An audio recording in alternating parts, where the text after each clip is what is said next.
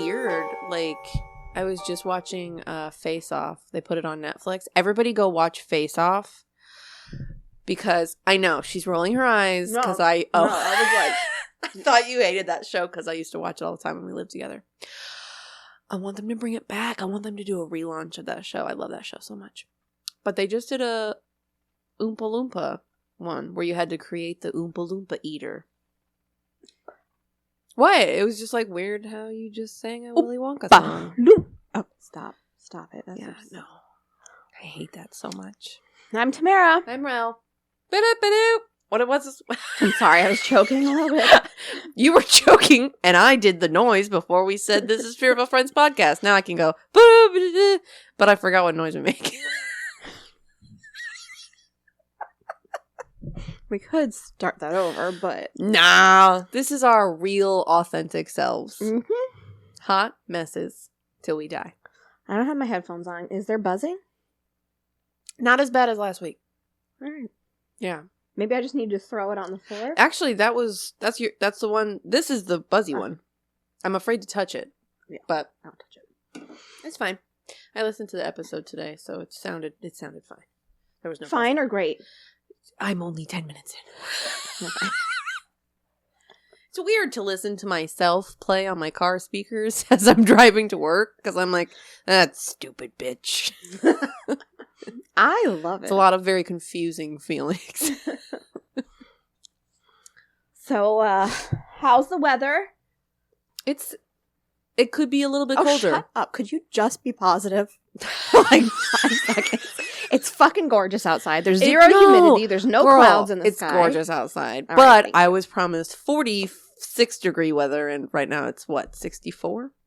Okay. It's backwards. And I didn't read it wrong. I thought you were talking about my dinner, and I was like, what's backwards about it? No, it looks really good. It's backwards. I'm proud of you. It looks healthy. Yeah. Oh, it's so beautiful out. It's nice. I have the dogs in sweaters. They're both wearing sweaters. I was wearing a sweater, and then I got hot. I know. I want to get Lucy, like, pajamas, but also she'll hate me. Why? No, she won't. They're comfy. They're comforting. Ask Murphy. He's very comforting. Afraid of treats, so it's fine. She's gotten a lot better. Yeah. Just see how it goes. Yeah, it's so nice outside. It's great. We're gonna have a fire maybe after we knock out these 2 episodes. I just bought all the fixins you for bought s'mores. A lot of chocolate. I saw Reese's in there too. I might have to steal one of those from you. I am so into putting Reese's on my s'mores. I would fuck with that. Yeah. Okay. We're going to knock out 2 episodes then. And I will be feeding Rel by hand. Yeah, because I don't like sticky things. Also, I was just like thinking, what am I going to put the marshmallows on to roast them? Because I don't have any. I mean, we just bought a new wood fire pokey set. So we could probably do that. It'd probably be fine. I also have bamboo sticks, but they might catch on fire. But you might get a nice wood flavor. The real smoke will come through. Fuck bamboo. I am... Hey, you were supposed to bring me some bamboo. You can have all 9,000 sticks of bamboo in my yard because I have my leaf blower out every weekend like I live in the north or something. Like you live in the north. I didn't have a leaf blower. My brother and I had a raking business where we were severely underpaid. Well, if you want to come over and get severely underpaid at my house. No, I'm old now. My back hurts all the time. That's what we have leaf blowers for. I love my new leaf blower. I hate the bamboo. I mean, I'll take whatever you cut down. Can you burn it? I bet you can burn it. Do you have a saw? Yes, but it's not very good. Well, like, yes? I wanted an actual saw, and Matt's just like, no, get this one. And it's like a fold-up one, but it's like really narrow. I don't know. It's stupid. And it like bends, and I'm like, bitch, why did you make me spend $40 on this? All I wanted was a normal saw that normal people use to cut people's heads off and stuff, you know? A normal saw. I know, I got like a reciprocating saw that has like electric? just the blade, and like it has like a battery. Oh, is it like that's? Oh, okay. It's like just a blade and like it's like a giant turkey cutter. Yes. Yeah. Yeah. Well, that'll come in handy this next week. What if I did? That would be a really good idea. Do that, actually. You know what? When else are you gonna fucking use it? Come on, cut that fucking turkey. I'm gonna do that. I'm all about it, ho. Sorry, I didn't mean to call you ho. It just slipped out. I'm so sorry I called you ho. I have called you so many worse things, but I'm just like, oh, I'm so sorry. So what did you find out at work? Oh. So I was telling her before we started recording that I'm not doing favors for men anymore because they're all helpless children. I will, okay. Yes, hashtag not all men, but 95% of you are all helpless children who cannot even cook mac and cheese by yourselves. That being said, another reason why I hate men, so you know what an FSA is for like your health insurance? Yeah, so you can like use it on Amazon to buy Advil, whatever, like health stuff. Mm-hmm. So my friend at work, she has like fucking like $1,200 in her FSA account and it needs to be spent by the end of the year. And she's just like, oh my God, I don't know what to spend it on. Like I've loaded up on Advil, Tylenol, like all these different things. She bought like a fucking $800 like a TENS therapy machine, and she's still like, I still have like $500 left over. And I was just like, okay, well, I would like some shoe insoles, so I got those. And then I was just like, can you get me like tampons? Why can't you just transfer it? What do you mean? It doesn't. No, ours doesn't. It expires. It goes away. So I was just like, can you get me tampons? Like how do you pay for your doctor or reimburse yourself if you have to go somewhere? Yeah, I don't know. It's stupid. Okay. But I was like, can you get me tampons? Like, you know, I'm always going to use them, whatever. It's not like they expire. And she went and looked, and apparently tampons and pads are not FSA eligible. And I was like, you know what? Look something up for me, because now I'm fucking curious. Are condoms FSA eligible? And sure enough, they are. And I'm like, so a motherfucker can get laid, but I cannot control my menstrual cycle, which I have no control over. This is my body. But a motherfucker can get laid, which is totally optional. I was so mad. And then like every dude that was like walking to the back room was like, oh, I'm gonna just give her 20 feet radius. If it makes you feel any better, I have an HSA with a debit card and I bought our s'mores with it. How? This works. I don't know. It's just a debit card. Wow. That's cool. Like, for the diabetes. Like, ideally, like, you're buying medical things or you're paying your doctor or reimbursing yourself. Like, I can always transfer the money right to my bank account. Did it just see that you were, like, at Walgreens and it was like, cool, she got this? It just works anywhere. It's just a debit card. Oh, that's dope. Yeah. Well, shit. And, like, if I ever needed to, like, prove it, I have more than enough medical debt that I've paid. Yeah. I was just reimbursing myself via chocolate bars. It's for my mental health, okay? All right. How long have we been recording? We are on a tight schedule today. And my story's a long one. Was that your stomach? No. Oh. I don't think so. I heard a gurgle, and then you went, ugh. Well, I didn't hear a gurgle. I'm self-conscious. Well, when you go to record this episode, keep an ear out. I cried 2 times at work this week. Fun. Not for reasons you would think. I'm assuming one was because you dropped your sandwich on the floor. If I dropped a sandwich on the floor, like, that is so serious. Wow. Please. Please. I don't even want to think about that. No. The second time was when you had a funeral for the sandwich. Sorry. One was because my favorite client of all time died? No. Okay. Sorry. her son died. Oh, god damn. Over Easter, he got hit by a car. It was like really horrible. He was an adult. But she's just been like really, really sad. And like she's that client that comes in like Fridays at like 4:45, and she's just so sweet and like just, you know, she just like looks into your soul, like, and makes you happy. Up your day. Yeah. But ever since that happened, like she's just been, her light has been extinguished. Yeah. And then today I was like, how are you enjoying this weather? And she was so happy.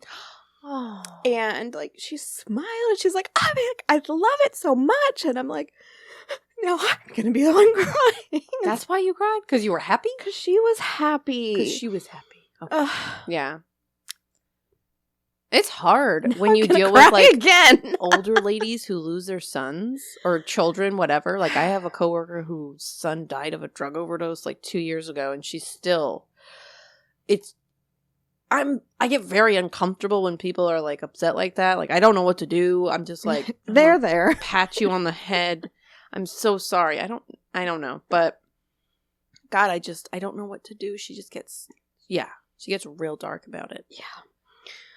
But she just was so happy, and I was so happy to see her happy, and then I cried about it, but I walked away so she didn't see me crying. Well, that's good, because she's just like, wow, I was having a good day until I came into the bank and made this girl cry. My smile made her cry. And then this old guy came in at some point this week. I normally fucking hate old men, but he was just so cute, and he was getting a cashier's check to buy an RV, and it was like an $80,000 cashier check. Holy balls! So I had to like do some research into his account and make sure that like it was all legit. Yeah. And when I was looking at his account, I saw that he had like was transferring money to a farm. In his last name, it was like so and so farm, and I was like, okay, like that's cute. And then when he left, I Googled the farm. You're so nosy. You are so nosy. These people want anonymity, and you're over here just like, let me find out your life story. Well, I Googled the farm, and I was like, it's like a real farm here in Florida. He's got like 4 locations, and they're huge. What's it called? And oh, wait, can you tell me what it's called? I have no idea. I don't remember. You lie. I'm so sorry. But they, he had like his little life story about like him and his wife and his son, and I just started crying. And now we're gonna get an RV and just travel the world. And I just started crying, and I was like, "What the fuck is wrong with me?" Pregnant. Like this little old man, and he's just like a farmer, and he's just, like his picture was so cute. He was just like peeling an apple. God, you remind me of Alexis right now. She's so cute, and you got her little arms up here, like. So that's my story. Well, that's adorable. Yeah. I'm glad you had an eventful day today. Yeah, gotta stay positive. I'm positive. I'm positively fucking stoked that it's Friday, y'all. Thank God. Me too. I don't have to work. Don't have to see that dumb bitch Judy. You just said her name. I don't care. Punch her in the fucking face. She's so fucking nasty. Everybody hates her. Must suck to come into work place where everyone fucking hates you. She probably doesn't know. A lot of those people are oblivious. Like, how can you come in on such a beautiful day? Please don't talk with your mouth full. And be so negative. The second she walked in the door, I had to yell at her. About being negative? Mm-hmm. What did she say? Oh, yeah. So beautiful at 8:15 in the morning. Gotta be here all day. Every single one of us are here. Also, no one's forcing you to be here. You can fucking leave. Just, like, quit. She threatens it a lot. She never does it. Just do it. Just do it. Maybe a nice Christmas present? Yeah. Maybe, you dumb bitch. It would be. It would be nice if she bought an RV. Just drove off into the sunset. Into the sunset, Tamara. What? I didn't even say anything. You thought it. All right, who's going first? You. Oh, God. I'm really out of breath. I don't know. I was going to say you've been shoveling food into your mouth, but you've actually been eating it really slowly. I'm really proud of you. And quietly. Thank you. I can barely even hear you chewing. Sorry. Smoked weed last night. Still got smoker's cough. So, that's not the right story. I just read you last week's story. Tamara, no touchy. Ooh, I'm going to touch it. Are you ready to get into a sad place? No. Well, it's going to get sad. I'm sorry. But then, maybe your story's better? Happier? Fun? My story's a haunting. Okay, that's good. It'll bring us right back up. Although, the listeners will be down for a whole week, but that's what you came here for. Eat some leftover turkey. Pass the cranberry sauce. We're having mashed potatoes. I love you. Okay. I've been singing that all week at work. I have too, and nobody gets it. And I'm like, have you ever watched Bob's Burgers? And they're like, what's that? Oh my God. What? What do you mean? Okay. And my coworker's like, oh, I make my own cranberry sauce. And I'm like, you're like, good for you, fucking Judy. Proud of you. Okay. So today I'm going to cover the super duper sad murder of 12-year-old Shanda Sharer. oh, you whore. I'm sorry. I don't know what happened. I just started it and then I couldn't go back. But maybe next week I'll do a happier one. Or A happier murder. no, I don't want to do a murder next week. I need to get out of murder. I need to stop doing all that murder. It just sucks because cryptids are so boring. And I want to be like, yeah, let's do a cryptid, whatever. Fuck it. So Shanda was born June 6th, 1979 in Pineville, Kentucky to parents Steve and Jackie. Her parents ended up getting divorced, but that never got in the way of their love for Shanda. They adored her and they loved watching her grow up and blossom into, well, she wasn't a woman. She was a 12-year-old, so they liked watching her blossom into a 12-year-old. As much as you can blossom. Shanda made friends everywhere she went, and she was the light of the room. When she wasn't with her friends, she had a million extracurricular activities keeping her busy because she was just that girl. After Shanda's mom's second marriage failed in 1991, the family moved to New Albany, Indiana to start a new life. She was in the 7th grade at the time, which is like, what? 7th grade and 12 years old? But I guess that checks out. No. That definitely checks out. I was in 10th grade and I was 13. No, you weren't. Yes, I was. Were you stupid? Ouch. Ow, I'm so sorry. I moved down here when I was in the 10th grade, and I moved down here when I was 13. Because I graduated. Hold on. Nope, I was 14. Sorry. I was 14. In the 7th grade. No, in the 10th grade. Wait, yes. You know what? Forget I said anything. Your eyes. I can definitely say I was 12 in the 7th grade. I was... You know what? I guess I was 12 in the 7th grade if I was 14 in the 10th grade. God, math is so hard. This is really embarrassing. Oh, wait! I still got it wrong. I don't know. I was 11. What? Just forget it. None of this happened. We were going to move on. Doesn't matter. Wait, I was 11. It's not about me. Anyways, she was in the 7th grade.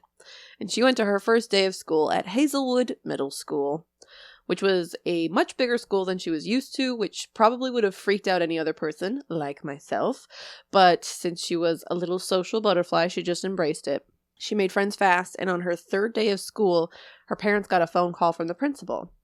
Apparently, one of Shanda's new friends had a boyfriend that she wanted to break up with. So, this girl did what I have also done and was just like, can you do it for me? Shanda was like, yeah, I got you, girl. The boy was upset, but not nearly as upset as his cousin was, who was standing nearby listening to the interaction. This was Shanda's introduction to 14-year-old Amanda Heverin. She was this boy's cousin. Okay. After she'd seen Shanda dump her cousin, she went over and started a fight with her, which landed both girls in detention for a week. But instead of becoming sworn enemies, they became friends. Okay. Somehow. I don't know. I guess me and my best friend didn't used to like each other. I hated you. Oh, you thought I was talking about you? Burn. Okay. I'm just kidding. I love you. Go. Shanda learned in becoming friends with her that Amanda had an off-again girlfriend, 16-year-old Melinda Lovelace. But it seems like things were again rocky between the two girls. Amanda would tell Shanda, I'm going to trip up a lot because Amanda and Shanda, those are wild names to be put together and next to each other. Amanda's really wild. No, they're just very similar. Anyways, so Amanda would tell Shanda that Melinda was controlling and jealous all the time and that it was just exhausting being with someone like that.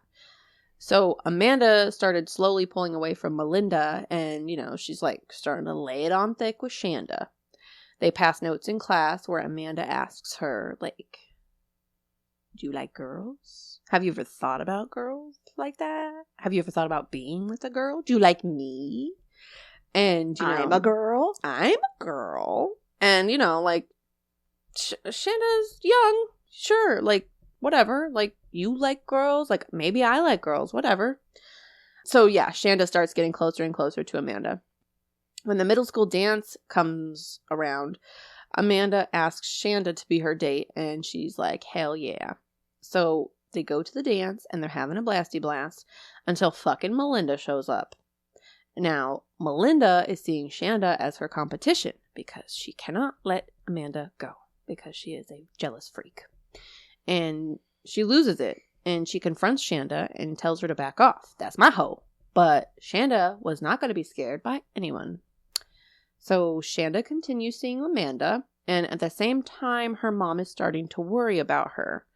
She's noticing that Shanda's grades are dropping and her attitude's changing and she's starting to fail classes. And then Jackie, her mom, also found out that Amanda showed Shanda how to forge her signature on her report cards. So she's pissed.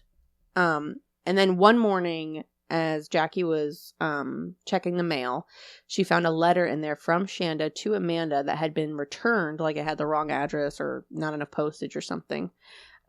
She was curious, so she opened it up and found that it was a very sexually charged love letter.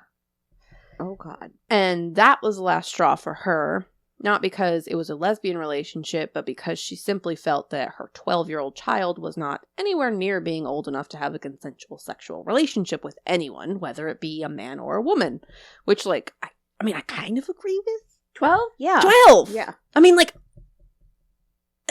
it's just, like, hard. Like, I lost my virginity at 13. Was that the right decision? Probably not. But, I don't know, 12, it just seems like I think about 12-year-olds now. Like, my nephew is 12 years old. Like, that bitch is still playing, like, Minecraft and shit. My kid will be 12 in, like, 4 years. I'm not okay with that. No. I absolutely would not be okay with that. So, yeah, with Steve's help, Shanda's dad, they were able to transfer her to a Catholic school nearby named Our Lady of Perpetual Help. And why are all Catholic schools named Our Lady of Perpetual blah blah? Like, why? Once there, Shanda's grades started to improve right away, and she made new friends. She joined a couple clubs and a sport. I couldn't figure out which one. I think maybe basketball. I don't know. Amanda tried to keep in touch with Shanda, but she was just too busy with her new life. Amanda wasn't happy about it. She claimed she loved Shanda, but Shanda just wanted to put this behind her. So, womp womp. And I wrote that.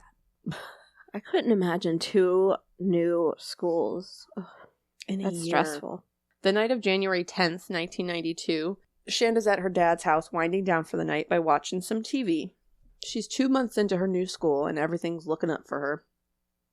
At 11:30 p.m., he tells her to kill the boob tube, as my dad used to say, and get to bed.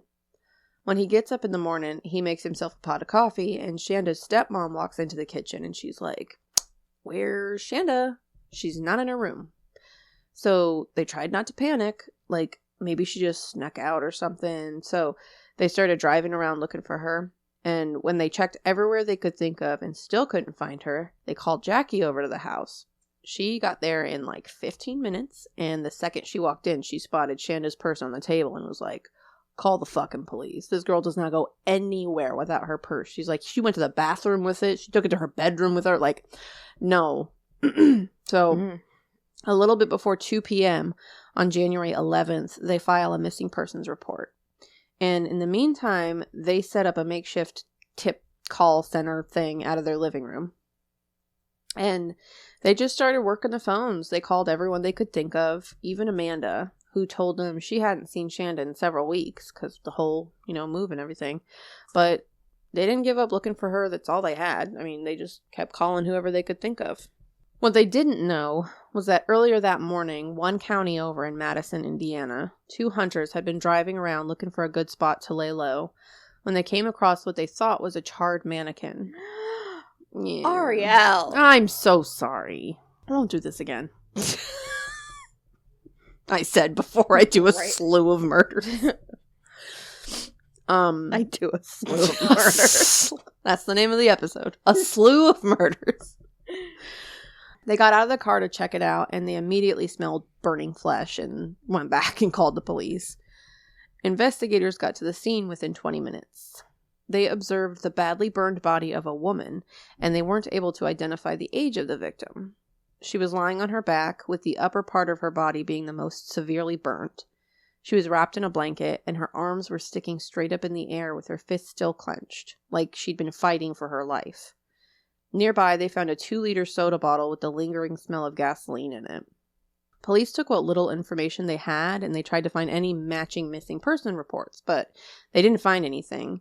Remember, Shanda's disappearance wasn't reported by her parents until almost 2 p.m. that day, so they had no idea who this woman was, but luckily for investigators, they wouldn't have to wait long for a break in the case. It's like around 8:30 p.m. that same day, 2 distraught 15-year-olds, Tony Lawrence and Hope Rippey, randos, along with their parents, walked into Jefferson County Sheriff's Office with quite a story to tell.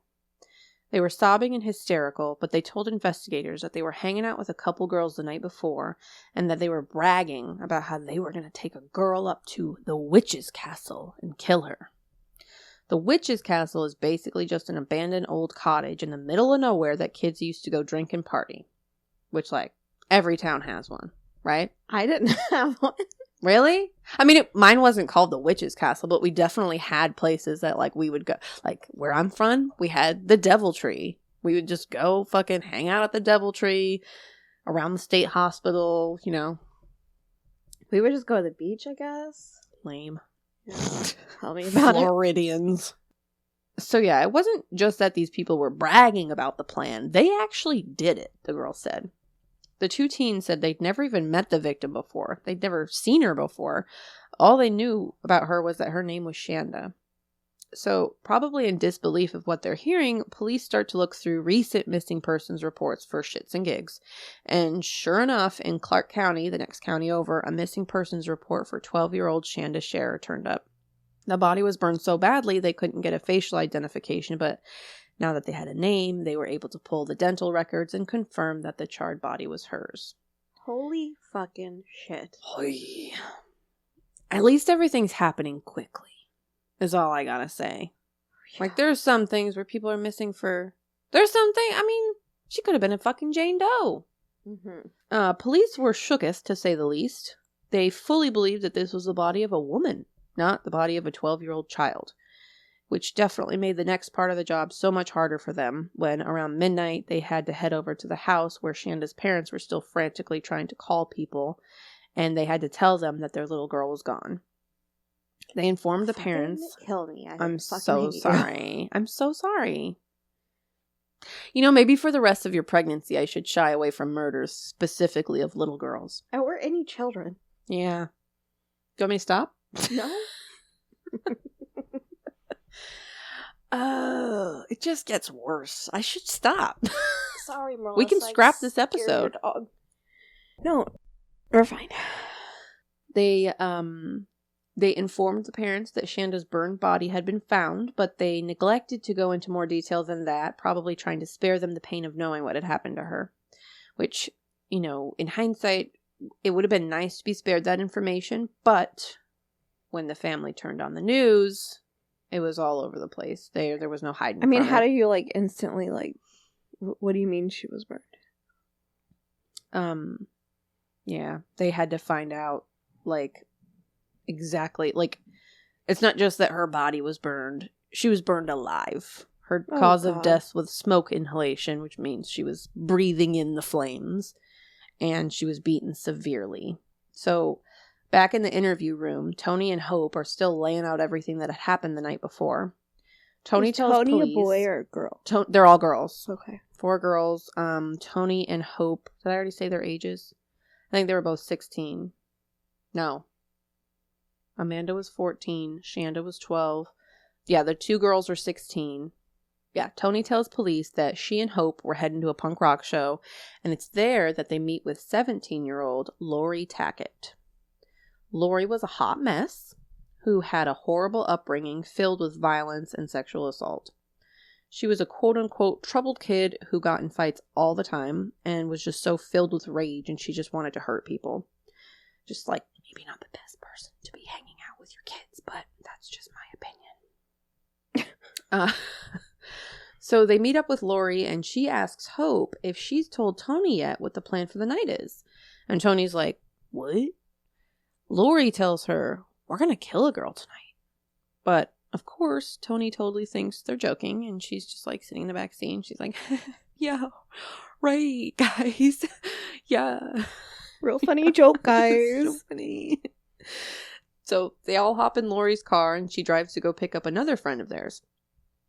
Around midnight, the girls get to Shanda's house, and Lori sends Hope and Tony to the front door with instructions to lure Shanda out of the house, telling her that they were friends of Amanda's. I mean, these are 2 strangers. Shanda doesn't know these people, but,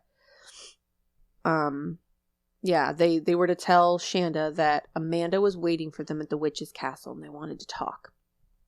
Shanda was hesitant at first to go with them, but she eventually agreed.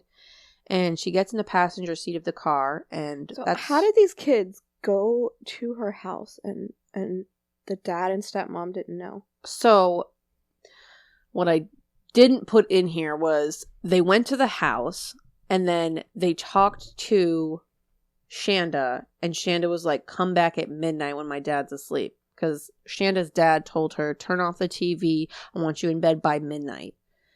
She waited until the dad went to bed, and then she was like, y'all come back. Okay.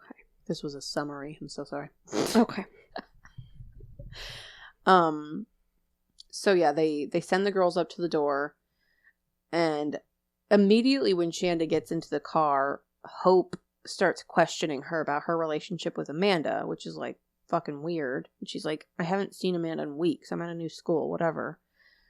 And then Melinda, the mystery friend that they picked up, fucking jumps out of the back seat. She was hiding under a blanket, and she holds a knife up to Shanda's throat and continues to harass her about her and Amanda's relationship.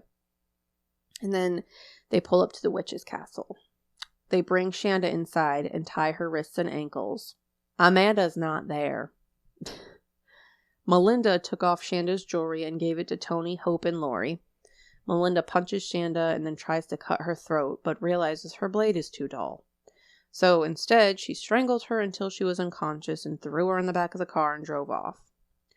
They covered Shanda with a blanket, and anytime they made a peep, they would pull over and beat her, torture her, stab her. I'm not going to get into it. If you think I'm going hard right now, the things that fucking happened to this girl, just think of all the worst things that they could do, and they did it. So they drove overnight, and in the early morning hours, they finally decided they'd had enough with Shanda. They stopped at a gas station, filled a 2-liter bottle of Pepsi with gasoline, and drove to a remote location where they hauled Shanda out of the car. She was still alive at this point, but hopefully she wasn't all there because of, the beatings she had. I mean, the strangulation, the beating, all of that. I mean, you just gotta hope she wasn't, lucid. They again wrapped her in a blanket, and all she could do was whimper mommy as they poured gasoline on her and lit her on fire. And they could have at least left that. Like, what out. the fuck? God.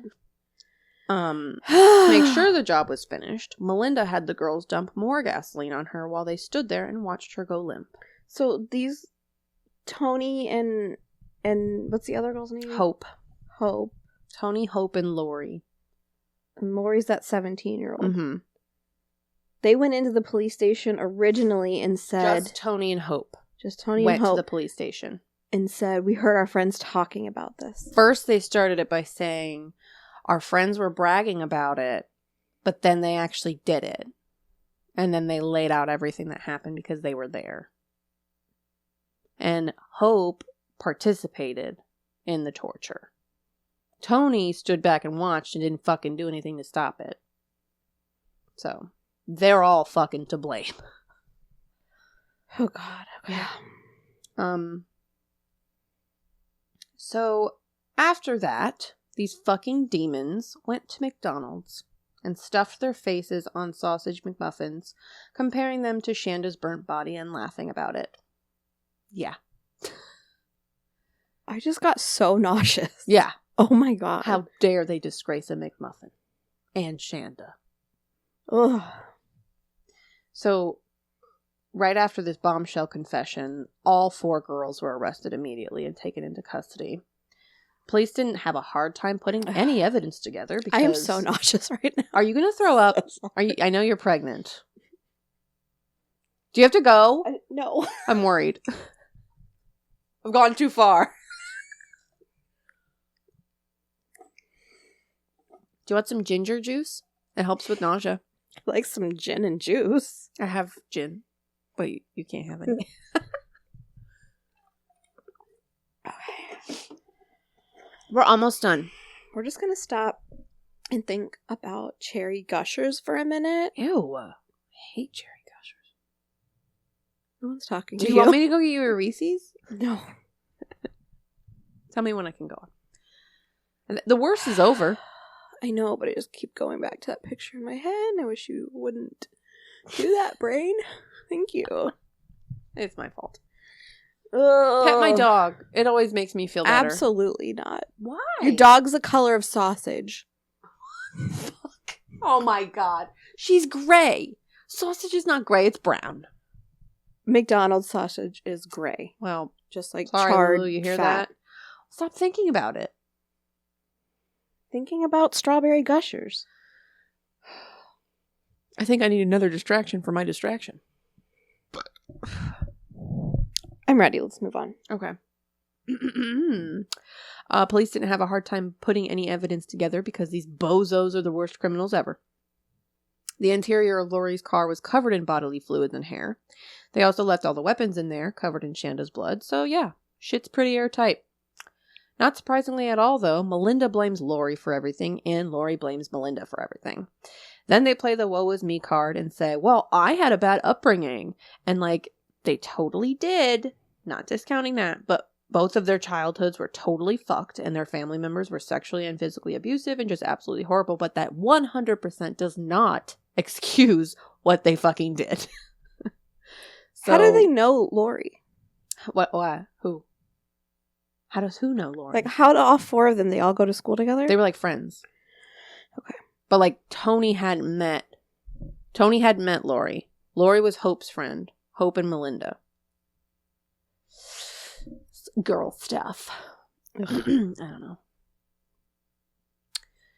Boop, doop, doop, doop. So, on March 16th, 1992, that's someone's birthday. No? Okay. I'm sure it's a lot of people's birthday. I thought it was your daughter's birthday.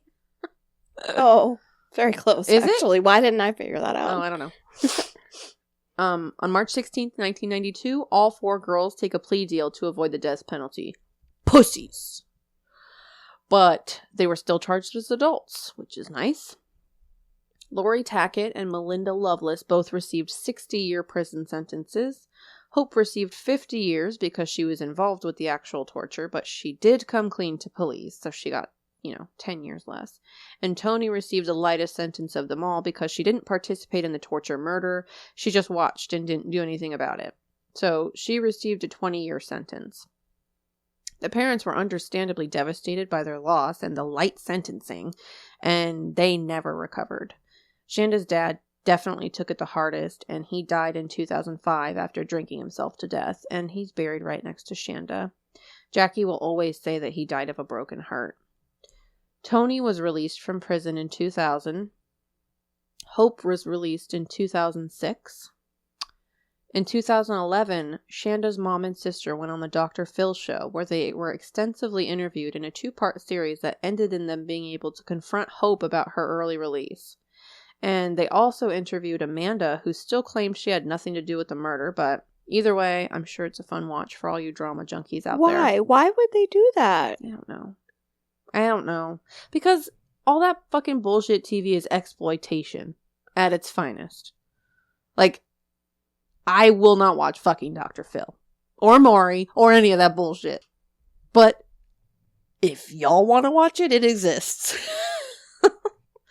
In 2012, Shanda's mom, Jackie, indirectly made contact with Melinda when she donated a dog named Angel to a training program that Melinda was working in prison. She got a ton of criticism from fucking random ass people for doing this, but her response to them haters is, quote, "It's my choice to make. She's my child. If you don't let good things come from bad things, nothing gets better.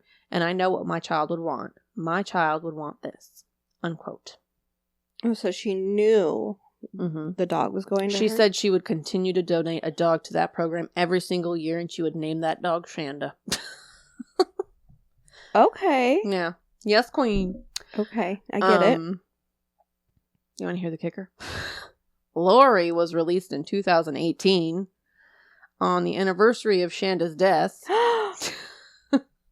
And Melinda, Always Gonna Be Loveless, was released in 2019. Bitch who orchestrated the whole fucking thing is out on the streets. They all are. That's wild.